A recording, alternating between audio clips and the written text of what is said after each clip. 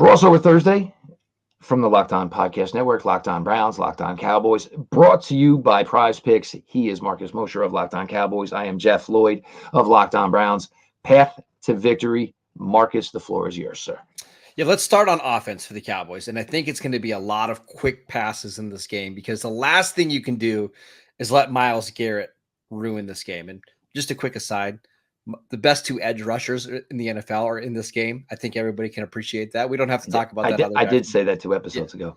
Well, I mean, it's also the truth, right? We don't have to talk about that other guy because these are clearly the best 2 pass rushers, right? So don't let Myles Garrett ruin the game. I anticipate the Cowboys using a lot of slants, a lot of play action, things to try to keep that pass rush at bay. On defense for the Cowboys, it's going to be about getting pressure on Deshaun Watson without having to send more than 5 guys. And one of the things that Mike Zimmer does really well is come up with, he calls them Zim pressures, right? Where they're showing 6, but only 5 will rush and 1 will drop into coverage. With Deshaun Watson not playing at all in the preseason and missing the final however many games last year, you got to assume that there's going to be some rust, right? Can you take advantage of that? Give him different looks that maybe he's just not used to seeing. I'm going to be really curious to see if the Cowboys can find ways to disrupt the rhythm of the passing attack for the Cleveland Browns. And then one more that I wanted to mention, that it's an outdoor game in week 1. I'm not sure what the status is of Dustin Hopkins, who was one of the best kickers in the NFL last year. Seems like he might be iffy to go. Is that correct still, Jeff? He did kick 1 field goal in the final preseason game, and it seemed like him not around yesterday. It was more of maybe a travel getting back. I don't think Dustin Hopkins' family is with him in Cleveland. Go ahead. Okay. It's going to be a big game because I think this is going to be a close contest, right? We're not giving predictions, but I think like 20-17, 23-20, that type of game. Kicking is going to matter in this one. Brandon Aubrey was arguably the best kicker in the NFL last year. He was an all-pro. Didn't kick outdoors a ton, and that makes me a little nervous. But I also want to mention the kicking game in kickoffs, right? This is the first time where we'll be full go for an entire game. Don't boot the ball out of the end zone. Don't kick it out of bounds. Give yourself an opportunity to pin Cleveland back at the 20, 25-yard line. Keep an eye on the kickers in this game because Aubrey and Hopkins are 2 of the best in the NFL. And honestly, whichever one kicks better will probably win this game. And it's funny when you bring up the special teams aspect. Look, it's as new to us guys as it's going to be to all of you. So there's not really that much more to bring up other than, kickers make your kicks. Kickers don't do silly, stupid things like cost your team 10 to 15 yards. But that's week 1, right? Like, of course. We're going to see probably 3 or 4 games this week decided by either a kicker missing or making a kick. When you have 2 quality opponents or quality teams like the Cowboys and the Browns, both double-digit win teams last year, a lot of times it does come down to who makes that 53-yard field goal and who doesn't. Yep. And of course, who may give the other one, the opposition, the opportunity because of a poorly placed kickoff.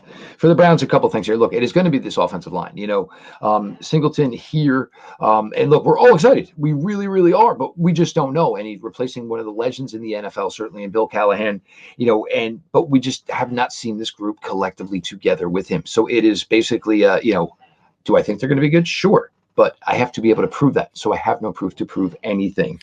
Jeff, real quick, I wanted to mention the Cowboys went through this with Bill Callahan. He was their offensive line coach that's right. in the mid-2010s. And that first year that he left, the offensive line was still pretty good. Where you saw it start to deteriorate was a couple of years after. I'm sure Cleveland's going to be the same way because nobody's as good as Bill Callahan at coaching offensive linemen. It's just how quickly does the coaching deteriorate? Is it this year? Is it next year? Or is it not at all? Or do you just go the route of, well, what did Bill do every Tuesday, guys? Just give me Exactly. some input here. The other thing is, look, you have a rookie corner starting. You have a corner starting coming off of ACL. You got to attack those guys. You got to see what they got. And the other thing, and to your point where you talked about earlier with the quick passing game is nobody's really played. So a lot of the guys playing haven't tackled anybody in a long time. So that is part of the reason why you're going to go with this, because there's a chance for a lot of chunk plays here in this game, just because, guys, it's been a long time, and a lot of it, you're going to see some ankle and this type of thing, just because it's been a long time since you've got mano trying to get a guy to the ground.